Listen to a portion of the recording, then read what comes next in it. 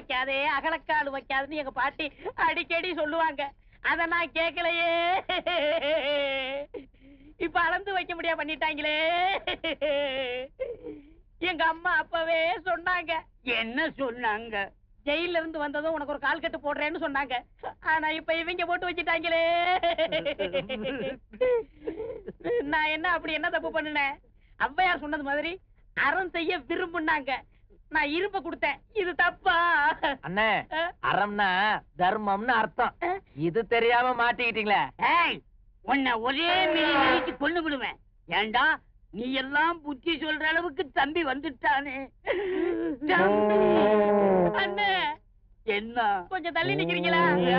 வாய் நாறுது.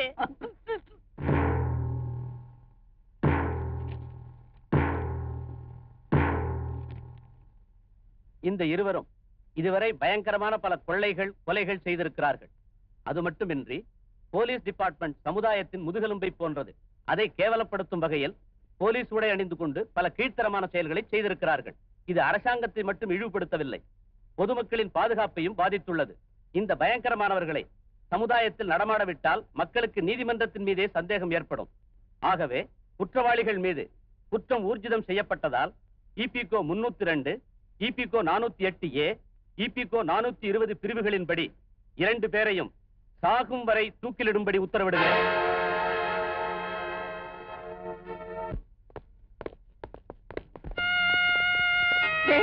இல்லங்கடா, சண்டாள பாவிங்களா, டேய் அட கொலகார பாவிங்களா, நீங்க நாசமா போக. வாழ வேண்டியவங்களெல்லாம் அழிச்சிட்டு சாக போற என்ன மட்டும் ஏண்டா உயிரோட விட்டுருக்கீங்க? உங்க கையால என் கழுத்தை நெரிச்சு கொன்னுடுங்கடா, கொன்னுடுங்க. எனக்கு கொல்லிபட கூட ஆள் இல்லாம பண்ணிட்டீங்களடா பாவிங்களா. டேய் என்னையா தள்ளி விடுறீங்க? என் குடும்பம் அழிஞ்சு போன மாதிரி உங்க குடும்பமும் அழிஞ்சு போகணும். பச்சை மண்ணு கூட பார்க்காம என் பேர பத்திங்களை கொண்டு போட்டீங்களேடா. என்ன அனாதை ஆக்கிட்டீங்களே. நீங்க உருப்படுவீங்களா?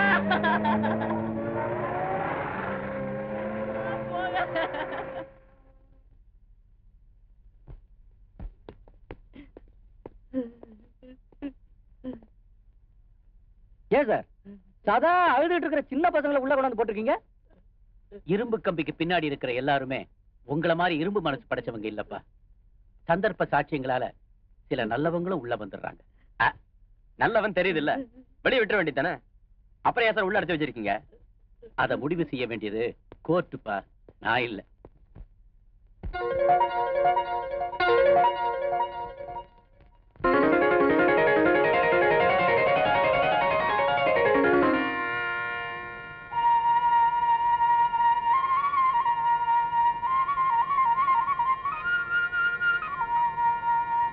முத்துச்சம்பா நெல் விளைஞ்சு கொத்து கொத்தா குவிஞ்சிருக்கு, கைவளவி ஓசையிட கதிரடிக்கும் பெண்ணே.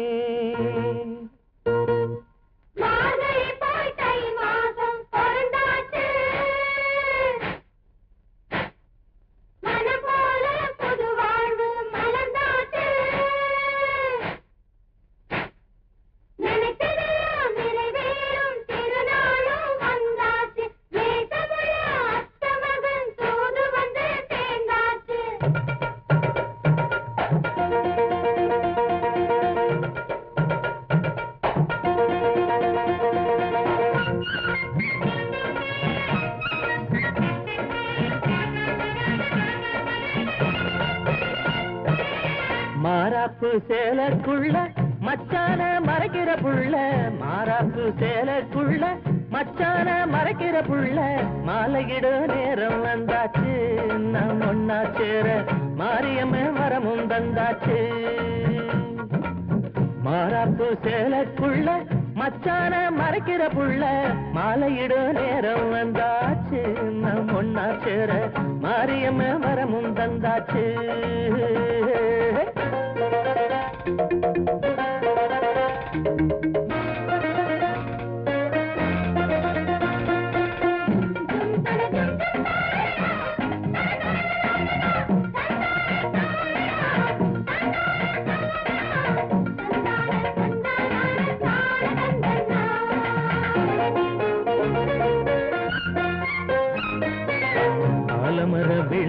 போல அடங்கிருக்கும் கூந்தலின் மேலே அலமர விழுத போல அடங்கிருக்கும் கூந்தலின் மேலே பூவாக நானும் மாறி புது வாசம் தரலாமா?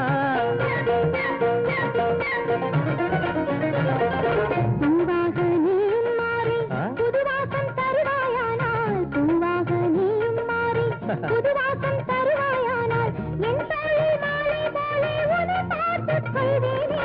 உன் தோளில் மாலையானாலே நான் அங்கும் இங்கும் உன் மேலே உரசி பார்ப்பேனே. மாறாப்பு சேலைக்குள்ள மச்சான மறக்கிற புள்ள மாலையோட நேரம் வந்தாச்சு நான் ஒன்னா சேர மாரியம்மன் வரமும் தந்தாச்சு.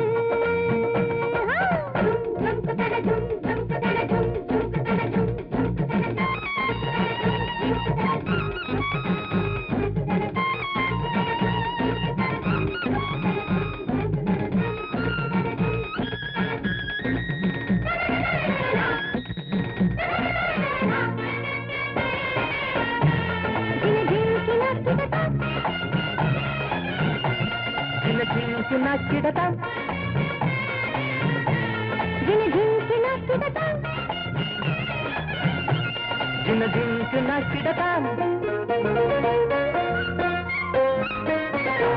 உள்ளத்தில் ஒன்ன வச்ச உன் மேல ஆசை வச்ச உள்ளத்தில் ஒன்ன வச்ச உன் மேல ஆசை வச்ச மச்சான் நெஞ்சால மோத செய்யாதே. ஊரெல்லாம் தூங்கும் போது உள்மூச்சு வாங்கும் போது ஊரெல்லாம் தூங்கும் போது உள்மூச்சு வாங்கும் போது உறங்காமல் எந்தன் உள்ளம் துணை தேடும் கண்ணாலே. காதலுக்கு இதுதான் அடையாளம். நீ நாளைக்கு அம்மா கரை பக்கம் வர வேணும். மாறாப்பு சேலைக்குள்ள மச்சான மறைக்கிற புள்ள மாலையிடும் நேரம் வந்தாச்சு நான் ஒன்னா சேர மாரியம்மன் வரமும் தந்தாச்சு.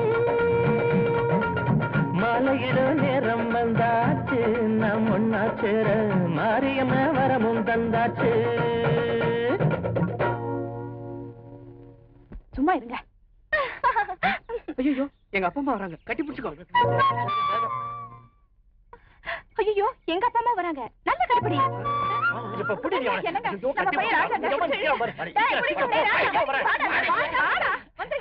ஏண்டா 4 பேர் வர போற இடத்துல இப்படி கட்டி பிடிச்சு நிக்கிறிய, அசிங்கமா இல்ல?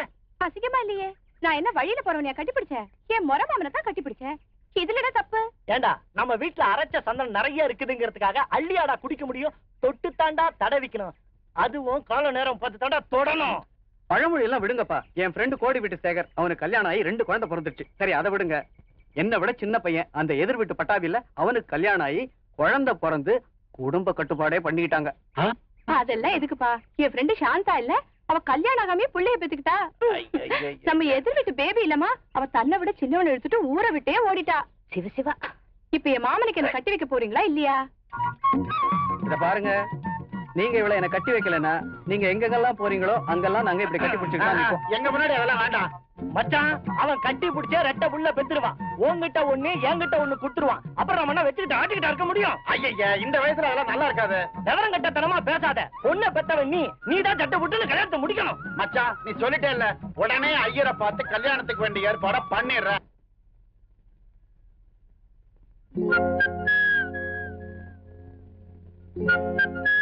என்னடா இது, சாதத்தை பிசைஞ்சிட்டே இருக்க, சீக்கிரம் சாப்பிடு. வயசு கோளாறுடி. என்ன சொல்றீங்க? பையனுக்கு கல்யாண ஆசை வந்துருச்சு. இவனாவது சோத்த பசஞ்சுக்கிட்டு இருக்கான். அந்த காலத்துல நான் உன்ன நினைச்சு ஆத்து மணல் எல்லாம் பசஞ்சுக்கிட்டு இருந்தேன். ஐயோ, சாப்பிடும் போது எதை பேசுறதுன்னு தெரியுதே இல்ல. சாப்பிடுப்பா. எனக்கு பசிக்கலம்மா, எனக்கு சாப்பாடு வேணாம் போ.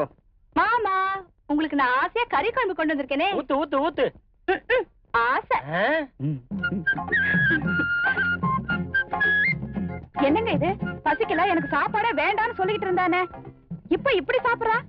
காய்ச்சறவ காய்ச்சினாள்னா கழுத மூத்திரம் கூட இனிப்பா இருக்குன்னு சொல்லுவாங்க. அதே மாதிரி ஊத்துறாள்னா எல்லாம் உள்ள இறங்கண்டி. மெதுவாடா, மெதுவா மெதுவா மெதுவா மெதுவா. போதும் காவேரி, போதும் காவேரி, காவேரி போதும். அவன் காவேரி தண்ணீர் வரலன்னு கவலைப்பட்டுக்கிட்டு இருக்கான். நீ என்னடானா காவேரி போதும் போதுமா? என்ன பகலே கனவா? ஒழுங்கா சாப்பிடுறா. ஜெயலர் சார், குளிக்கிறதுக்கு கூட்டு போறீங்களா? அங்க சோப்பு சீப்பு கண்ணாடி எல்லாம் கிடைக்கல. கண்ட சோப்பெல்லாம் போட்டா எங்களுக்கு ஒத்துக்காது சார். இந்த சந்தன சோப் கிடைக்குமா? ஏய், இன்னும் 10 நாள்ல மேல போறீங்க. உங்களுக்கு சோப்பு சீப்பு டவல்லாம் கொடுக்குறான். வாங்கடா டேய். பட்ட பகலி தப்பிச்சு ஓடுறானுங்க. ஜெயலர் சார், பிடிங்க பிடிங்க. அவங்க எல்லாம் ஏன் ஓடுறாங்க தெரியுமா? அவங்கள பாக்குறதுக்கு தெரிஞ்சவங்களும் சொந்தக்காரங்களும் வந்திருக்காங்க. உங்களுக்கு தான் யாருமே கிடையாது. வாங்கடா பிளாட்ஃபார்ம்களா.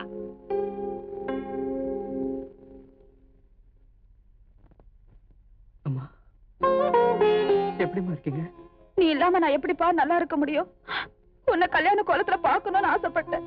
இப்படி கம்பிக்கு பின்னாடி நிப்பேன் நான் நினைக்கவே இல்லப்பா. அம்மா, நான் நிரபராதிமா. நான் அந்த கொலை செய்யலமா. நான் அந்த கொலை செய்யலமா. எனக்கு தெரியும்பா. அழாத. ஆண்ட உன்னை நிச்சயமா வெளியே கொண்டு வந்துருவான். ஐயா, என்னம்மா? இதை என் பையன்கிட்ட கொடுத்துருங்க. அப்புறமா உள்ள வந்து கொடுத்துருமா. அப்பா இன்னும் என் மேல கோபமா இருக்காராமா? ஏமா என்னன்னு பாக்க வரல? வந்திருக்காருப்பா. எங்கம்மா? ஜெயலரையா, என் பையன் குடிகாரனா சூதாடியா கண்ட பொண்ணு பின்னாடி சுத்துறவனா இருந்திருந்தா என்னைக்கு அவன் ஜெயிலுக்குள்ள வந்தானோ அன்னைக்கே நான் தலை முழுகிருப்பேன். ஆனா என் ராஜா ரொம்ப தங்கமானவையா. என்னுடைய 25 வருஷ சர்வீஸ்ல ஒருத்தனை பார்த்த உடனே அவன் நிரபராதியா குற்றவாளியான்னு என்னால சொல்ல முடியும். ஆனா என் பார்வை கோர்ட்டும் இல்ல, என் வார்த்தை தீர்ப்பும் இல்ல. என்னமோ ஐயா, சின்ன வயசுல அவனை பள்ளிக்கூடத்துல சேர்க்கும் போது வாத்தியார்கிட்ட அவனுக்கு நல்ல அறிவை கொடுங்கன்னு நான் கேட்டுக்கிட்டேன். இப்ப உங்ககிட்ட அவனை நல்லபடியா பாத்துங்கன்னு கெஞ்சி கேட்டுக்கிறேன் ஐயா. ஐயா, இந்த ஜெயில் எனக்கு கோயில் மாதிரி. ஆண்டவன் உங்க பிள்ளைக்கு கொடுத்திருக்கிறது தண்டனை இல்லை, வெறும் சோதனை தான். எந்த சோதனைக்கும் விடிவு காலம் உண்டு. நீங்க கவலைப்படாம போயிட்டு வாங்க. உங்க பிள்ளைய நல்லபடியா பாத்துக்க வேண்டியது என் பொறுப்பு.